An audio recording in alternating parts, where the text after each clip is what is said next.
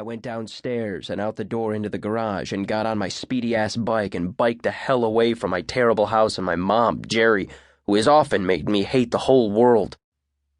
Hi, my name is Felton Reinstein. It's true. I'm stupid fast. It's true. I'm blessed. It's true. I have big problems. It's just true. I rode through the warm fall night. I buzzed it. Gravel flew when I cranked through the curves. This wasn't a pleasure ride. I felt like I might get sick. Freaking Jerry. Eventually, I went over to Gus's house.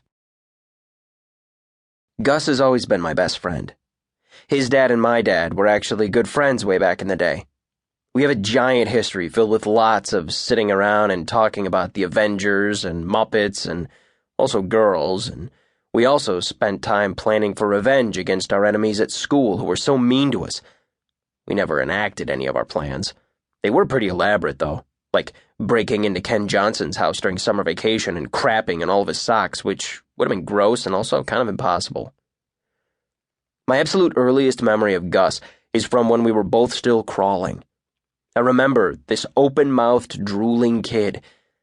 I've remembered lots of weird stuff in the last year. He drooled a bunch and hugged my head and put his mouth over my nose. I remember his wet little baby tongue licking my face. This is not a memory I've shared with him.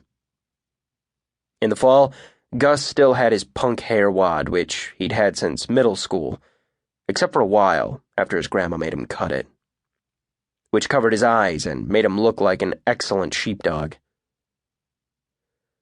Later that same night, in September, the two of us sat in his kitchen eating pizza rolls. He was freaking out about applying to all of these prestigious little liberal arts colleges.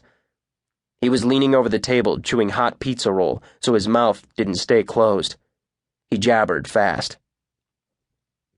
They all want this personal essay from me saying who the hell I think I am. Who am I to actually believe I'm cool enough to go to their school? Grades aren't enough. Forensics, National Honor Society, student government, not enough. I have to write out my philosophy, tell them what I really think. Jesus, it takes hours, and I can't write the same essay for all the schools because they all word the question a little differently, so my focus has to be on something a little different. And dude, it's not like I don't have homework.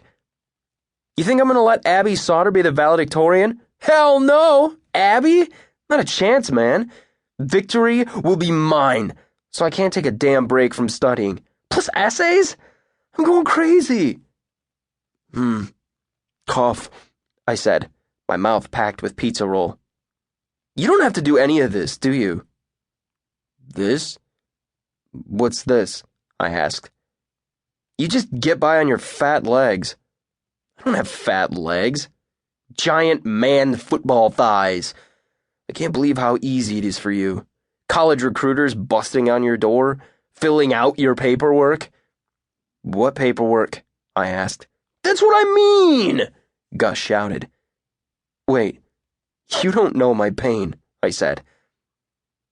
Gus's dad walked into the kitchen carrying a big leather notebook where he keeps lecture notes for teaching. He's a professor.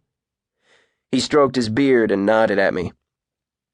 What schools are you considering, Felton? Hope you're paying attention to academics and not just athletics, he said. I don't know, I said. There are too many. They call all the time. I just got a text from UNLV. Las Vegas? Gus's dad asked. Yeah, I guess.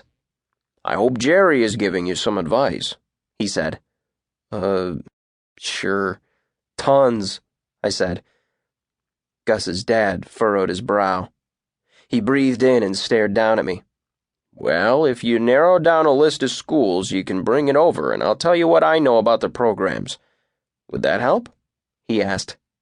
Yes, I said. Please.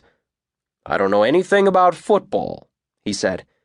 But remember, this is a great time in your life. The hell it is! Gus shouted. Calm down, boy. My God. Gus's dad laughed and left the kitchen with a banana.